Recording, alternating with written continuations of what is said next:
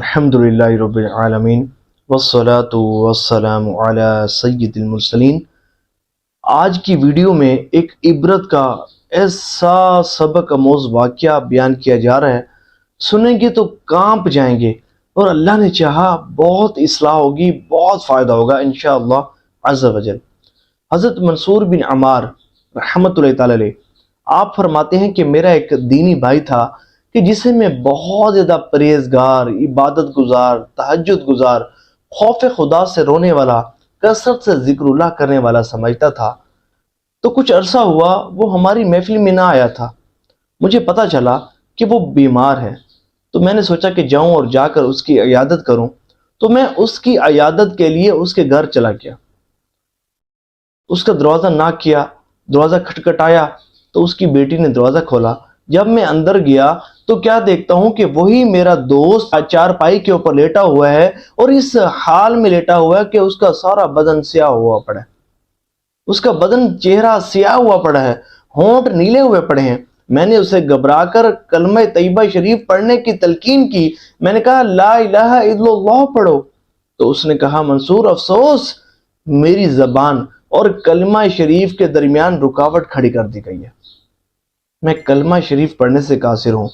تو حضرت منصور بن عمار فرماتے ہیں میں نے یہ سن کر گھبرا کر کہا استغفر اللہ، کہاں گئی وہ تمہاری نمازیں، کہاں گیا وہ تمہاری راتوں کا قیام، کہاں گئی وہ شب بیداریاں، کہاں گیا وہ سجدوں کی کثرت، کہاں گئی وہ ذکر اللہ کی کثرت، کہاں گئی وہ تہجد کی کثرت۔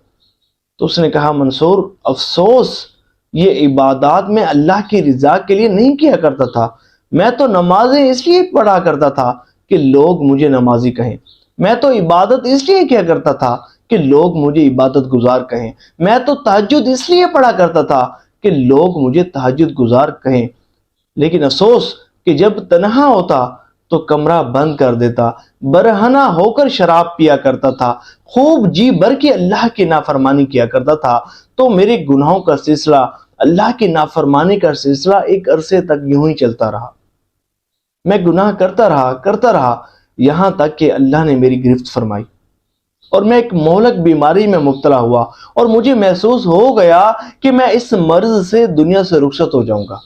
اور جب میں نے محسوس کیا کہ بس میرا آخری وقت مجھ پر آ پہنچا ہے، تو میں نے اپنے گھر والوں کو کہا کہ مجھے قرآن کریم دو کہ اس سے برکتیں حاصل کروں۔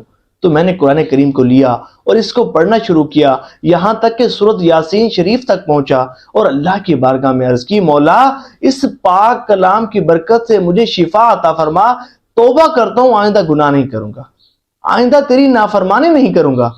تو اللہ تبارک و تعالی نے قرآن کریم کے وسیلے کو قبول فرمایا اور مجھے صحت عطا فرمائی۔ لیکن منصور افسوس، میں نے اپنے اللہ سے کیا گیا وعدہ توڑ ڈالا اور گناہوں میں مصروف ہو گیا، پھر اللہ کو نافرمانی والے کاموں میں مشغول ہو گیا۔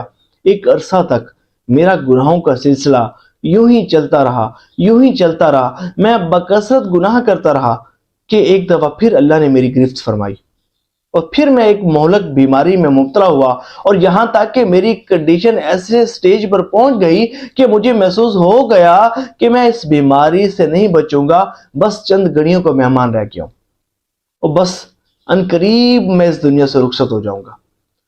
تو وہ کہتا ہے کہ جب میں نے اپنی یہ کنڈیشن محسوس کی کہ بس دنیا سے رخصت ہونے والا ہوں، تو میں نے اپنے گھر والوں کو کہا کہ مجھے قرآن کریم دو کہ اس سے میں برکتیں حاصل کروں۔ تو میرے گھر والوں نے مجھے قرآن کریم دیا، میں نے قرآن کریم کو پڑھنا شروع کیا، قرآن کریم کو پڑھنا شروع کیا، سورۃ یاسین شریف تک پہنچا، پھر اللہ کی بارگاہ میں عرض کی مولا اس پاک کلام کی برکت سے شفا عطا فرما، سچا وعدہ کرتا ہوں آئندہ گناہ نہیں کروں گا، سچی توبہ کرتا ہوں آئندہ تیری نافرمانی نہیں کروں گا، اپنی زندگی تیری اطاعت و فرما برداری میں گزاروں گا، نیکیاں کرتے گزاروں گا، صرف ایک موقع دے دے مولا، ایک چانس دے دے، آئندہ تیری نافرمانی نہیں کروں گا، آئندہ تجھے ناراض نہیں کروں گا۔ تو اللہ تبارک و تعالی نے قرآن کریم کا وسیلہ پیش کرنا دوبارہ قبول فرمایا اور مجھے دوبارہ صحت عطا فرما دی۔ لیکن منصور افسوس، اس دفعہ بھی میں اپنے اللہ سے کیا گیا عہد توڑ ڈالا اور دوبارہ اللہ کی نافرمانی میں مصروف ہو گیا، اللہ کو ناراض کرنے والے کاموں میں مشغول ہو گیا۔ دن رات اللہ کو ناراض کرنے میں مصروف ہو گیا۔ ایک عرصے تک دوبارہ میرے گناہوں کا سلسلہ چلتا رہا، اللہ کی نافرمانی کا سلسلہ چلتا رہا، یہاں تک کہ اللہ نے ایک مرتبہ پھر میری گرفت فرمائی۔ پھر میں ایک مہلک بیماری میں مبتلا ہوا، اور یہاں تک کہ مجھے معلوم ہو گیا کہ اس دفعہ میں نہیں بچوں گا اور بس میرا آخری وقت آج آ پہنچا ہے، تو میں نے اپنے گھر والوں کو کہا کہ مجھے قرآن کریم دو، کہ بس اب دنیا سے رخصت ہونے ہی والا ہوں کہ میں اس سے برکتیں حاصل کروں۔ منصور، افسوس، اب میں قرآن کریم کو پڑھنے کی کوشش کرتا ہوں لیکن ایک حرف بھی مجھ سے نہیں پڑھا جاتا۔ میں کلمہ شریف پڑھنے کی کوشش کرتا ہوں لیکن ایک حرف بھی ادا نہیں ہوتا۔ میری زبان اور کلمہ شریف کے درمیان رکاوٹ کھڑی کر دی گئی ہے۔ میں کلمہ شریف پڑھنے لگتا ہوں تو غیب سے ایک ندا بلند ہوتی ہے کہ جب تو بیمار ہوتا ہے تو توبہ کرتا ہے، اور جب تو صحت مند ہوتا ہے تو بے باک ہو جاتا ہے۔ کتنے ہی مشکلات سے ہم نے تجھے نجات عطا فرمائی، لیکن صحت یابی کے بعد تو ساری توبہ سب کچھ بھول جاتا ہے اور گناہوں میں مصروف ہو جاتا ہے۔ منصور بن عمار فرماتے ہیں کہ وہ شخص یہ بتاتے ہوئے زاروں قطار رو رہا تھا۔ آپ فرماتے ہیں کہ میں نے اس کو روتا چھوڑ کر میں وہاں سے رخصت ہوا، ابھی میں اپنی گھر کی دہلیز تک نہیں پہنچا تھا کہ مجھے معلوم ہوا کہ اس شخص کا انتقال ہو چکا ہے۔ اے عاشقان رسول، گناہوں کی نحوست یہ بندے کی دنیا بھی برباد کر دیتی ہے اور دنیا کے ساتھ ساتھ بندے کی آخرت بھی برباد کر دیتی ہے۔ دیکھیے، گناہوں کے جہاں بے شمار نقصانات ہیں، وہیں ایک نقصان یہ ہے کہ بندہ حسن خاتمے کی دولت سے محروم رہتا ہے۔ مرتے وقت ایمان پر خاتمہ ہی نصیب نہیں ہوتا اور بندہ بے ایمان ہو کر دنیا سے رخصت ہوتا ہے۔ دل و دماغ، زبان، سب کچھ، ہر چیز دھوکہ دے جاتی ہے اور بندہ بے ایمان ہو کر اس دنیا سے رخصت ہوتا ہے۔ تصور کریں کہ اگر آج گناہوں کی نحوست کے سبب، آج جو بکثرت ہم گناہ کرتے ہیں، بکثرت اللہ کی نافرمانی کرتے ہیں، اگر انہی گناہوں کی نحوست کے سبب مرتے وقت ہمارا ایمان چھین لیا گیا تو ہمارا کیا بنے گا؟ اگر ہمارا ایمان برباد ہو گیا تو ہمارا کیا بنے گا؟ آج جو ہے ہم جو ہے وہ بڑی جو ہے نا، جب بیمار ہوتے ہیں نا تو توبہ کرتے ہیں، بڑا استغفار کرتے ہیں، لیکن جب صحت یابی ہمیں ملتی ہے نا تو ہم رب کو بھول جاتے ہیں، ہم رب کو بھول جاتے ہیں۔ ایسا نہیں کرنا چاہیے۔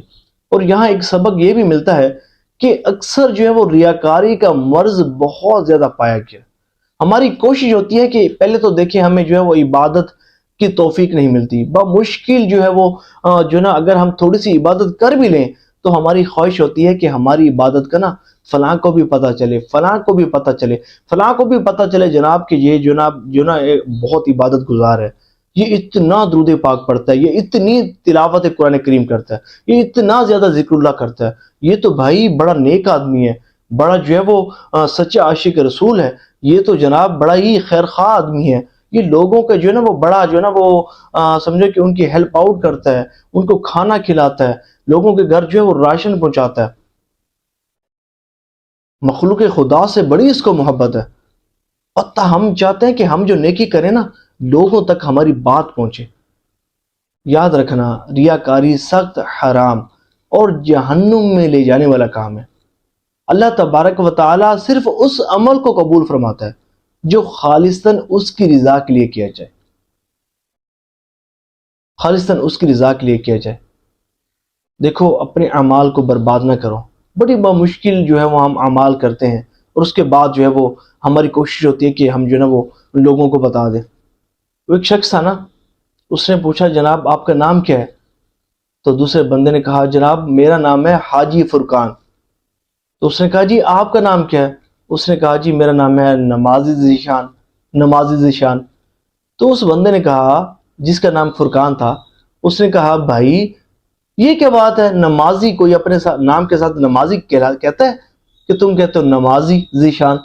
تو اس نے کہا بھائی تو نے زندگی میں صرف ایک حاجی کیا اور تو اپنے نام کے ساتھ حاجی حاجی حاجی فرقان، حاجی فرقان، جو بھی پوچھے تو حاجی فرقان بتاتا ہے۔ میں تو 5 وقت نماز پڑھتا ہوں، کیا میں اپنے ساتھ نمازی نہیں لگا سکتا؟ تو اس نے سمجھانے کے لیے کہا کہ بھائی تو نے اگر حاجی کیا تو یہ اللہ کی رضا کے لیے کیا نا یار، تو کیوں اپنے نام کے ساتھ حاجی حاجی لگواتا ہے؟ اب جو حافظ قرآن ہے جس سے پوچھو جی میرا نام حافظ فلاں ہے، میرا نام حافظ فلاں ہے، یار تو نے حفظ اللہ کی رضا کے لیے کیا، یہ لوگوں کو بتانے کے لیے کیا؟ اپنا نام بتاؤ۔ انہوں نے یہ تھوڑی پوچھا کہ تم حافظ ہے یا نہیں ہے، انہوں نے تو یہی پوچھا کہ بھئی تمہارا نام کیا ہے، تم سیدھا نام بتاؤ۔ تو دیکھیں کوئی بھی کام ہو نا وہ خالصاً اللہ تعالیٰ کی رضا کے لیے کیا جائے۔ ریاکاری کو شرک اصغر کہا گیا ہے، یہ سخت گناہ ہے اور جہنم میں لے جانے والا کام ہے، اللہ کی سخت ناراضگی والا کام ہے۔ تو دعا ہے کہ اللہ کریم ہمیں اس سے بچنے کی توفیق عطا فرمائے، اپنی رضا کے لیے، اپنی خوشنودی کے لیے اعمال کرنے کی توفیق عطا فرمائے۔ ثواب کی نیت سے اس ویڈیو کو شیئر بھی کیجیے گا کہ جتنے بھی آج کا رسول سنیں گے، عمل کریں گے، آپ کو بھی اس کا ثواب ملتا رہے گا۔ صلو علی الحبیب صلی اللہ تعالی علی محمد صلی اللہ علیہ وآلہ وسلم۔